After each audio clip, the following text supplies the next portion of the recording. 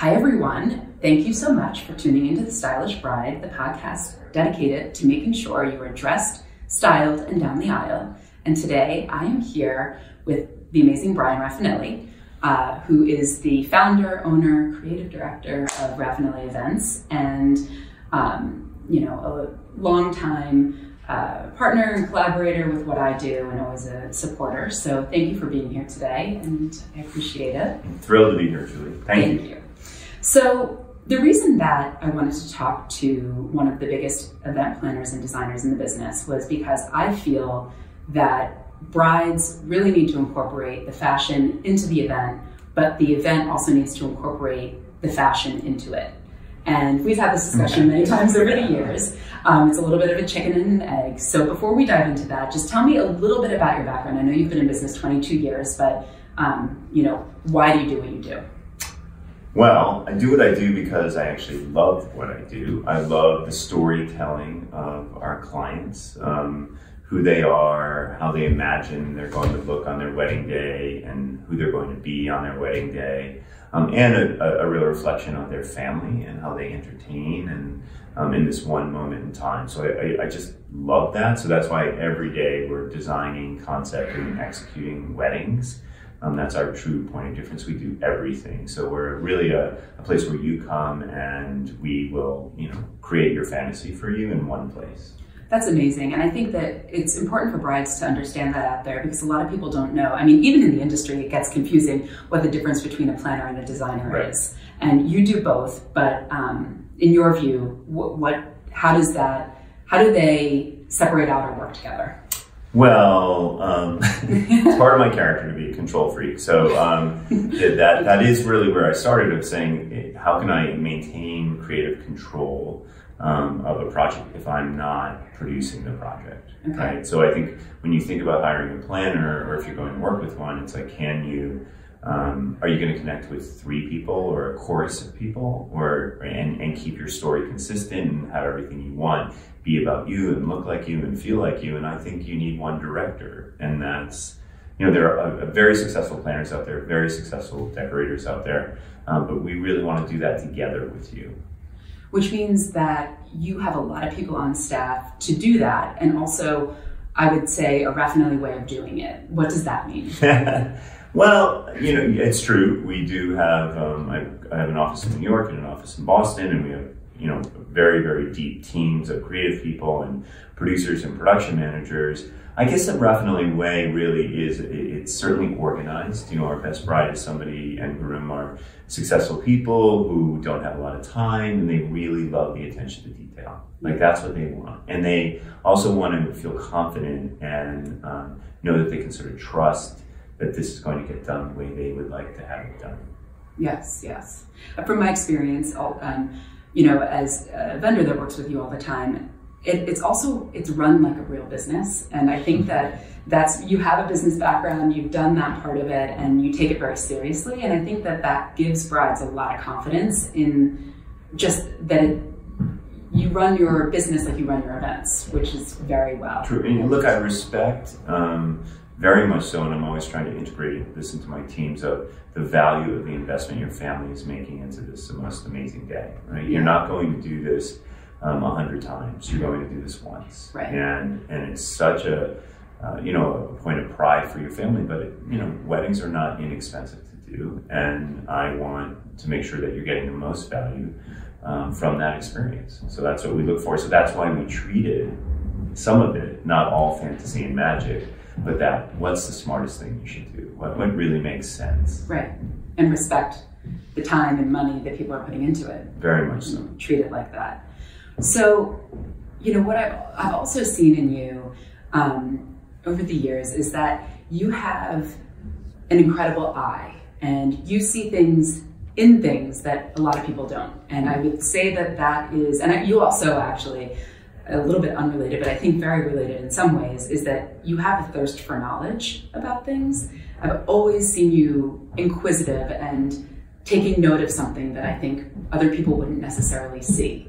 And so I'm wondering where your big design inspiration ideas come from.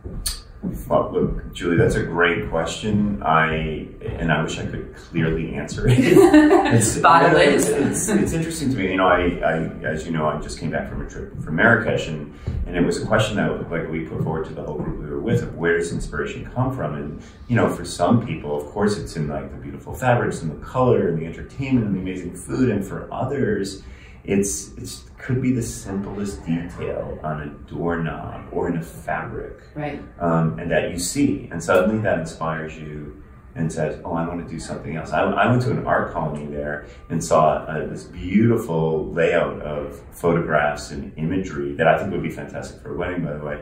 And that's what happened. I looked at it, and it was just the way the artist hung the art on the wall. But it made me think about how it could relate to somebody's wedding and their keepsakes and the things that are important to the family, and could they actually show them off and exhibit them at the wedding? I don't know if that makes any sense to you. So you mean taking things from their lives? Like your grandmother's locket or your father's grandparents' wedding photograph.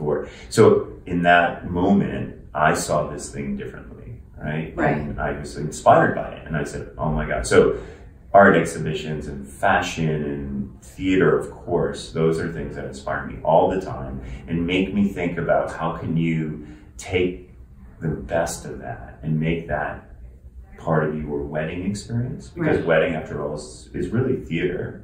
And how can you take people on a journey, and take yourself on a journey? Like, don't separate yourself. I always say this is your day and your family's day, so celebrate it. You know, really be thoughtful about it. Yeah. So then do you feel, so you get this inspiration point in Morocco of the art installation.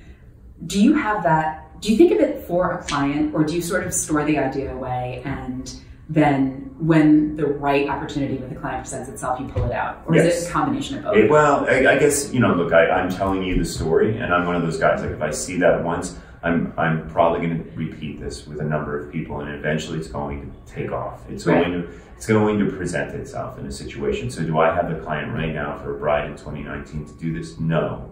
But if I'm in a meeting with you and you mention that you really, you know, your grandmother's wedding shoes, they're absolutely beautiful, you're not going to wear them, but I want to show them to people. I'm like, well, I have this idea. Like, what if you put together a collection of all the things that represent your family and display them in a certain way? Like, I hope that happens. Yeah. You know, I'm not putting it out there, but I haven't done it yet. I just saw this. Like, I saw it a week ago, and I was like, wow, that's a way that people can connect to the history of this family on this really beautiful day.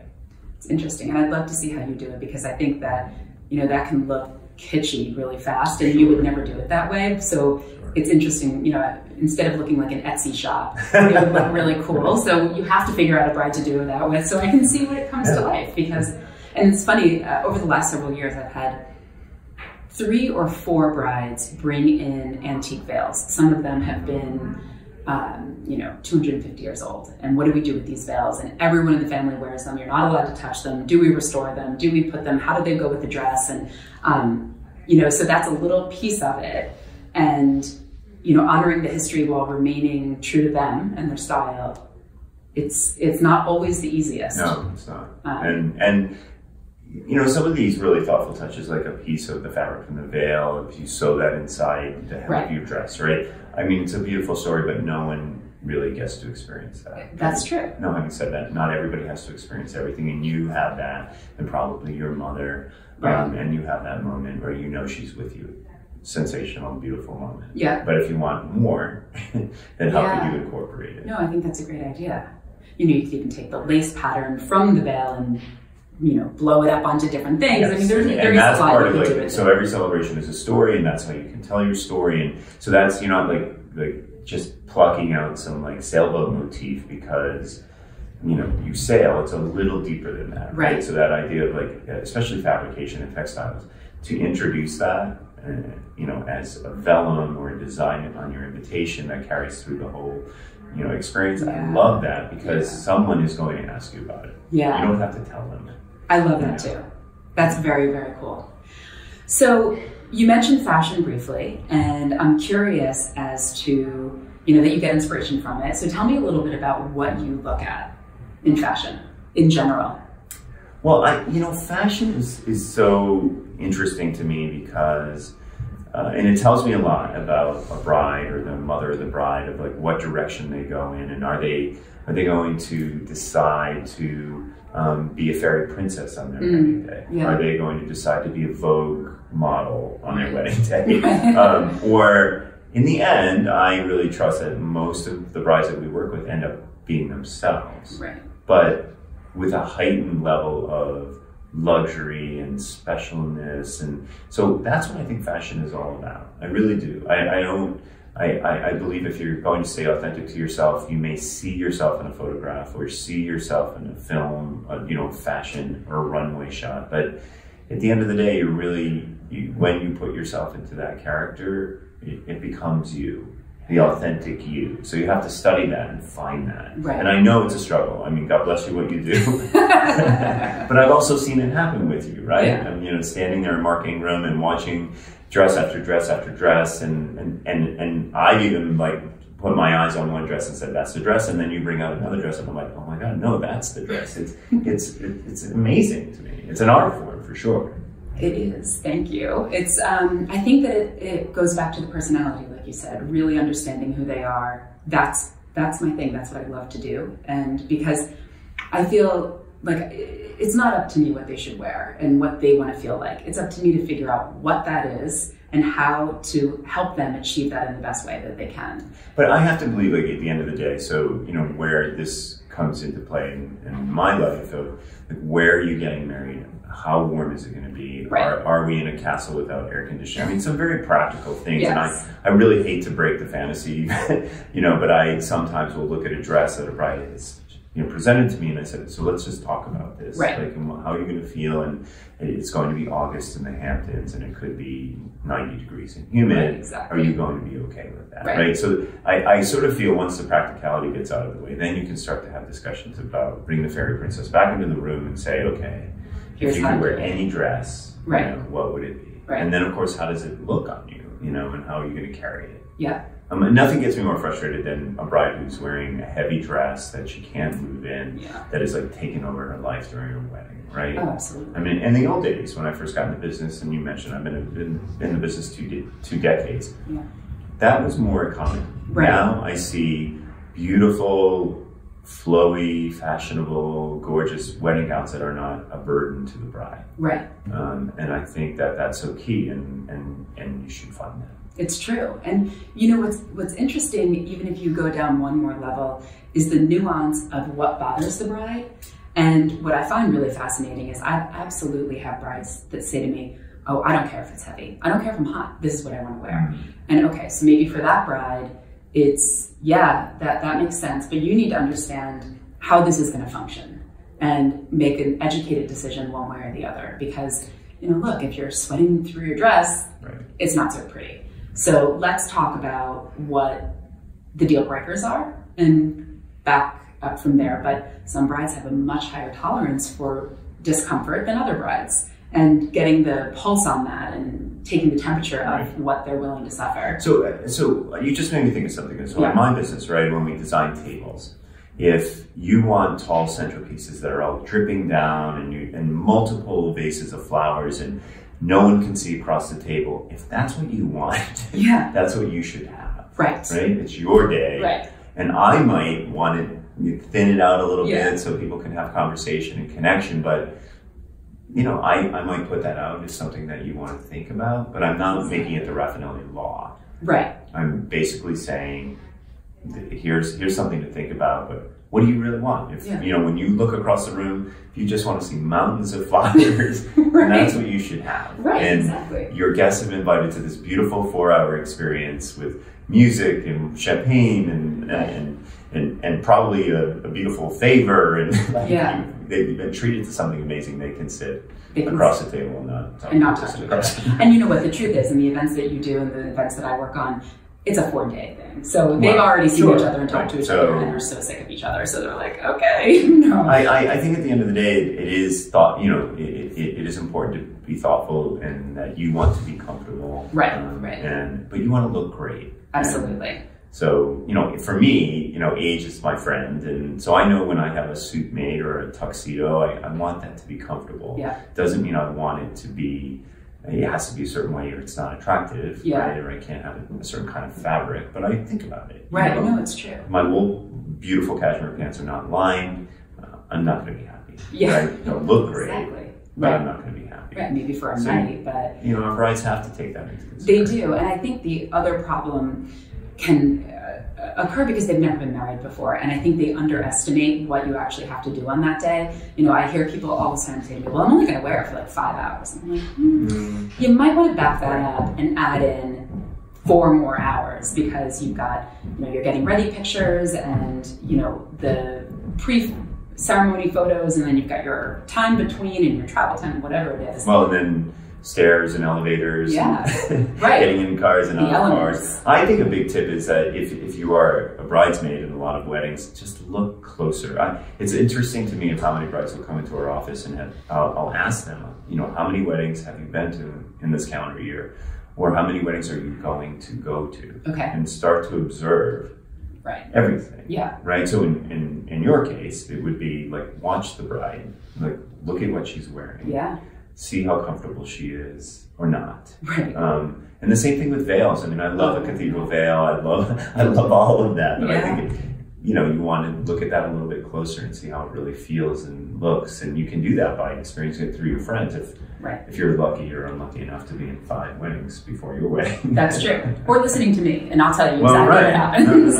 No. I think a perfect combination of that. Of course. I'm just kidding, because I get a little opinionated when it comes to things like that. Well, the other thing is like, I hadn't thought about this, but like think about like everybody goes out there and has a makeup trial.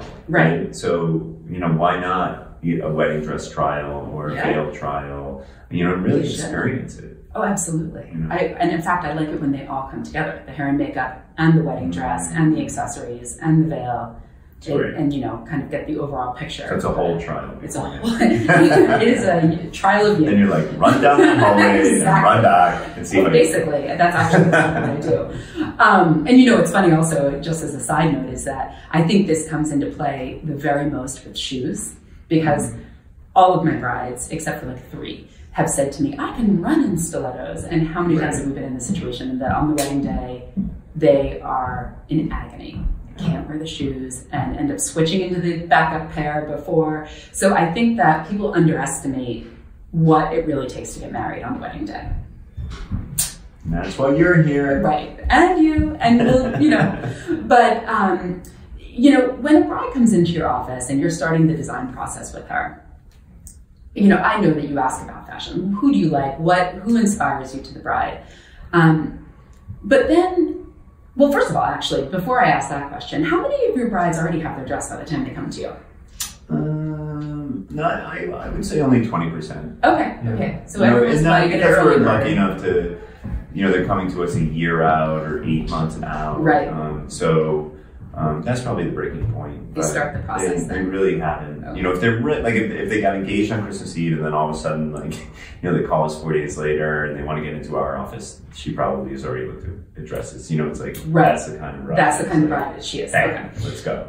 So then, for the 80% that haven't purchased their dress, do you guide them a little bit? Do you say to them, well, okay, so you're maybe not in the initial meeting, but they've signed the contract, you're planning, you're saying, okay, well, we're getting married in Aspen in August.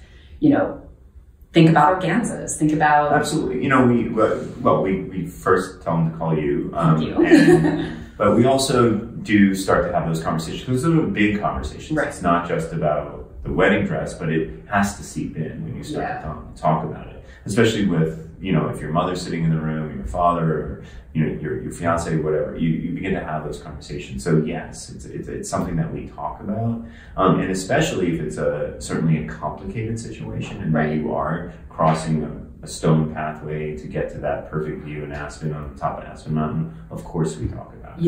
We want to understand it. Now, again, I'm all about the fantasy. So if you want to have that, giant dress, go for it. But let's be real about it, and what it's going to mean and how you're going to function. So we have that conversation. And certainly when we start to talk about designers, it's really part of the deal, right? Of saying, well, who's your favorite designer? Do you connect with Ralph Lauren or Yves Saint Laurent or Hermes or whomever. Like, right. How do you connect? And then we can begin to start at the top and then move into wedding designers, right? It's those houses don't design wedding dresses.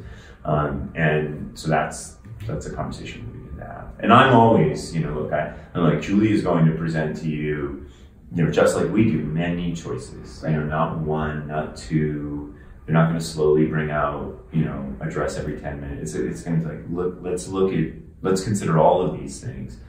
But I would believe if someone's coming to you, you do want your opinion. Like I want to say, well, what does Julie think? I would probably say that if I was the father of the bride, I'd be like, what does Julie think? Right. And then we narrow it down quickly, so it's a combination, which I would imagine you do as well. Like, you present 5 colors for the palette. Sure. And then, you quickly, you don't and based on the information in that, so if you're doing this yourself, it's really, it's a little test of how to figure out what your personal style is. Yes. Because I think that anybody listening, people don't come into our office and say, this is who I am. Right. I only wear blush and bashful.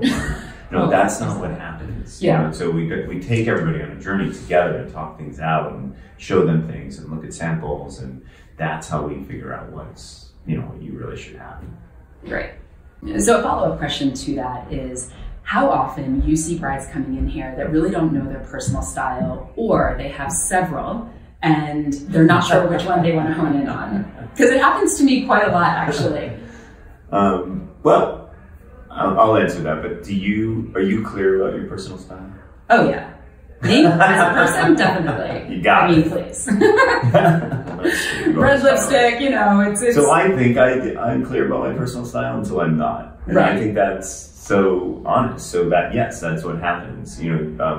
Folks come in here, right, and they're planning this monstrous project, and there's a lot to think about and a lot to get caught up in. Yeah. Right? So again, I would say 85% of the time, unless a bride has participated in many weddings in the last year. Right. Before their wedding, they don't know. They just don't know, and so they're thrown into the gauntlet, right? Of so many decisions and so many choices. Not just in planning what we do, but what you do of putting together fashion and all of these, details. So that happens constantly. Yeah. And I think people need to just take a deep breath and then probably do an outline of what makes the most sense, what they're drawn to, why does it fit into what they want to invest into, and all the things that we already talked about, of, time and weather and distance, and that's a lot of data that you can collect and then make yourself feel okay and not make yourself crazy. Unless you're the type of person that does that anyway, but that's a different conversation. But yeah, I agree with you, and I think that it is, I tell my brides a lot when we're talking about how much focus to put on the venue and the time of year and even the time of day. Let's say you decide to have a New York City wedding. A dress that you're going to wear at the Plaza is kind of a different dress than you're going to wear at the Bowery Hotel. Or it could be anyway. Sometimes they can coordinate. But really, when you choose to do it, where you choose to do it in a very micro level makes a difference in the outfit, in my opinion. Mm-hmm. So I always advise them to actually set with you first, let's figure out where you're doing it, when you're doing it, some of the details. Do you want black tie? Do you want, all of these things, and then think about it, because when you have a bride that doesn't know their style or can't figure out if they want to be like glamorous chic bride or boho romantic bride, because they like both, you can then go and hone in on the details. Right. There's no question about it. So we approach it the same way here with design. Like if you went out into our studio right now, we have these giant inspiration boards. We put up images everywhere. When a bride comes in here, we literally hand her a little pile of stickers to stick onto these images to see what she's drawn to. Oh, that's right? cool. And that helps us and my creative team understand, who they are and the things they like, and we're very specific of why do you like that. And I have to believe it happens with a dress with you. Like, I really like that. And when you drill down into it, is it the trim? Is it the veil? Is it the lace? Maybe it's not the silhouette. So that exercise, I think, is a nice thing to do for yourself. Yeah. And really try to figure things out. It's the foundation, I think, that, brides that aren't working with us or Rafanelli events, you know, you should take that away and do it for yourself, no matter what kind of wedding you're having, because your style is going to guide. You have a ton of choices out there on every budget level, you know? I mean, yes. so many choices. And I think that's one of the big challenges, and that's what can become overwhelming. So if you start small and say, okay, I'm going to narrow this down to 7 things I really like, and then, you know, just have a conversation with yourself. You don't have to share with the world of what you think you're drawn to and why. Yep. And then, you know, if you decide to do the top of Aspen Mountain, you know, you have to sort of incorporate that, and maybe, although not always, you know, realize you may not have the dress. It might not be practical to have the dress with the ginormous train that you would wear at the plaza. Right. If that's important to you, we can make that work. So I was going to say, you know, we have this constant conversation with brides and their families about whether they're going to have a black tie wedding or not, right? And I really often will say, well, how do you imagine yourself? You know, will your fiance wear a tuxedo? Do you want to be, you know, in a really luxurious, over the top, beautiful black tie wedding gown? Now, that doesn't mean everyone has to be in black tie, right? And I wanted to make that point. But having said that, I just think you have to put yourself in the place. You know, we did it. One of my first weddings I ever did in Nantucket. I mean, we basically built like a Four Seasons ballroom under a tent with sisal rugs and crystal chandeliers and silk linens. I mean, it could have been, and probably should have been, at the Rainbow Room in New York City. But that's what the bride wanted, so that's where it was. Right. And she wore this glamorous, beautiful beaded dress. But her fiance and all the groomsmen were in khaki pants with blue blazers and pink ties, right? Now, that was their choice. Right. I'm not, you know, but I do think you have to, even me just saying it, what are you thinking when you're listening to me say that? You know, it's a mismatch. Does it make, well, right, it can be, and I'm a big fan of photographs. I always think about history, right? And I'm like, when you look back at your wedding photographs, when you look at your wedding film, what do you want to see? Yeah. And if you're a girl of the moment and you're like, I want to see whatever was trendy at the time, then that's what it is. That's okay. Right. If I'm timeless and classic, well, perhaps that's the direction you should go in. Yeah. Now, in that scenario of Nantucket, did you say to them you might want to consider putting the wedding party in suits? Or was it kind of early on and you weren't sure of your voice? Yeah, I was a little more insecure back then. Yeah. Today I would definitely say that. You know, I said, okay, if you don't want to do, you know, tuxedos, then why don't we do dark suits? Right. Maybe suit and, you know, jacket and pants. Sure, of course. And have you ever seen really unusual pairings kind of come together and work really well? Well, yes, because I've seen very different people get married, right? Right. So I think that's what's, you know, so you have like the super outgoing, gregarious bride and the really shy groom, you know, so it's just some personality. Yeah. So I wouldn't put that groom in a hot pink, you know, silk tuxedo. Damn. Or black and white. But maybe the liner. Right, exactly. So you can sort of surprise the bride. They have to have a little interest. You have a sense of humor. So, you know, in terms of the details that you get into, you know, I've worked on projects with your team where we have custom bow ties made with very specific fabric that coordinate with the bridesmaids' dresses and, you know, custom bridesmaid. We've done lots of things, but, you know, for brides out there that are listening, what would you say to them? How focused on these details should you really get? Because I think it can definitely drive you nuts. So in your overall design, do you think it makes a big difference? My immediate answer, Julie, is like, what brings you joy? Like if you love that, you should do it. Right. Don't listen to your aunt or your mother or your fiance. Like if that's who you are, you love the details, you want it to be perfect, then make it perfect. Like that. But if it's driving you crazy, you have to really question why you're doing it. That is true. And why you're, you know. And I do think that getting married is sort of like a boot camp of life, by the way. So I'm getting all like, you know, zen on this, but I do think that you want to think about it and say, why am I doing this? Yeah. You know. But having said that, for me, you know, I do think about every detail. It's just who I am. So of course, I want to know what the threading is. I want to know what the buttons are. Like that's important to me. So then if it's important to you, do it. Yeah.